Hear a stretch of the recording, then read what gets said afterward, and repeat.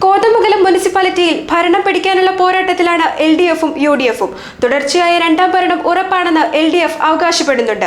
ഇപ്പോഴത്തെ ഭരണകാലത്ത് നടപ്പാക്കിയ വികസന ക്ഷേമ പ്രവർത്തനങ്ങൾക്കൊപ്പം സംസ്ഥാന സർക്കാരിന്റെ മേന്മയും വിജയഘടകമാകുമെന്നാണ് നേതാക്കൾ വിശദീകരിക്കുന്നത്.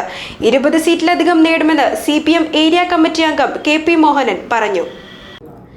കോതമംഗലത്ത് ആദ്യമായി തുടർഭരണം എന്ന പ്രതീക്ഷയിലാണ് LDF. തുടർച്ചയായി രണ്ടാം തവണയും ഭരണത്തിലെത്താൻ കഴിയുമെന്ന ഉറച്ച വിശ്വാസത്തോടെയാണ് LDF പ്രചരണത്തിന്റെ അവസാന ഘട്ടത്തിലെത്തിയിട്ടുള്ളത്. മികച്ച സ്ഥാനാർത്ഥികൾ LDFന് വിജയം സമ്മാനിക്കുമെന്ന് CPM ഏരിയ കമ്മിറ്റി അംഗം KP മോഹനൻ പറഞ്ഞു.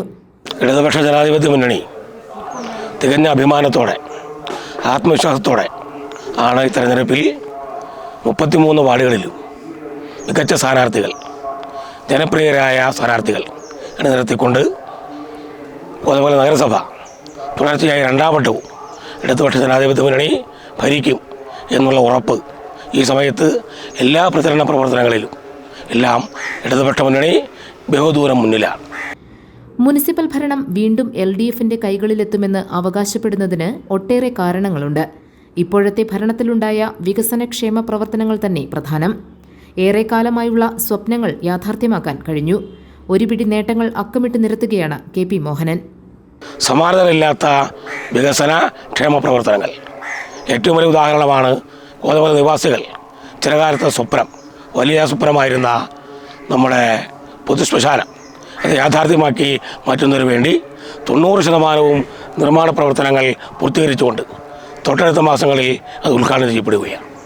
കോതമംഗലത്തിൻ്റെ ഏറ്റവും വലിയ സ്വപ്നമായിരുന്ന ടൗൺ ഹാൾ തീർച്ചയായും കഴിഞ്ഞ ഇടതുപക്ഷ മുന്നണി ഗവൺമെൻറ് 7 കോടി രൂപയാണ് അതിനെ അനുവദിച്ചിട്ടുള്ളത്. അവിടെ ആർച്ച് പാലം തീർക്കാൻ നമ്മുടെ പുഴയ്ക്ക് കുറുകെ MLA ഫണ്ട് അനുവദിച്ചുകൊണ്ട് അവിടെ ആർച്ച് പാലം തീർത്തുകൊണ്ട് ടൗൺ ഹാൾ എന്ന ചിരകാല സ്വപ്നം ഇടതുപക്ഷ മുന്നണി യാഥാർത്ഥ്യമാക്കി മാറ്റുകയാണ്. മാലിന്യ സംസ്കരണത്തിൽ വലിയ മുന്നേറ്റം കുമ്പളത്തൂരിലെ ഡമ്പിംഗ് യാർഡിൽ മൈനിങ് അടക്കം നടത്തിക്കൊണ്ട് മാലിന്യ പ്രശ്നത്തിന് ഹരിതകർമ്മസേനയെ അണിനിർത്തിക്കൊണ്ട് മികച്ച നിലയിൽ അത് മാനേജ് ചെയ്യാൻ വേണ്ടി ഈ ഭരണസമിതിക്ക് കഴിഞ്ഞിട്ടുണ്ട്. നിരവധിയായിട്ടുള്ള കോതമംഗലം മുനിസിപ്പാലിറ്റിയുടെ ഏറ്റവും വലിയ പ്രശ്നമായിട്ടുള്ള കുടിവെള്ള ക്ഷാമം അത് പരിഹരിക്കാൻ ആവശ്യമായിട്ടുള്ള 9 സ്വതന്ത്ര കുടിവെള്ള പദ്ധതികൾ തുടക്കം കുറിക്കാൻ ഈ ഭരണസമിതി കഴിഞ്ഞിട്ടുണ്ട്.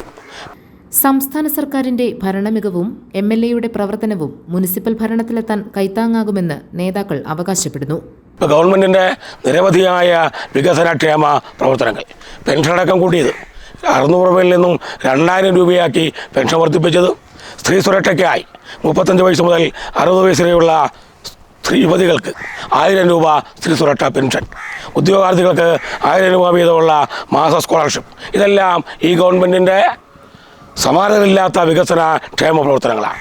ഇതിൻ്റെ എല്ലാം ഫലം അനുഭവിക്കുന്ന ജനത കേരളത്തിൽ തീർച്ചയായും പൊതുവിൽ ഇടതുപക്ഷത്തിന് അനുകൂലമായ രാഷ്ട്രീയ സ്ഥിതിയുണ്ട്.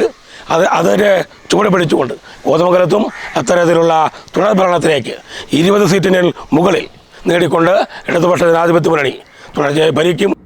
GTV news Kothamangalam.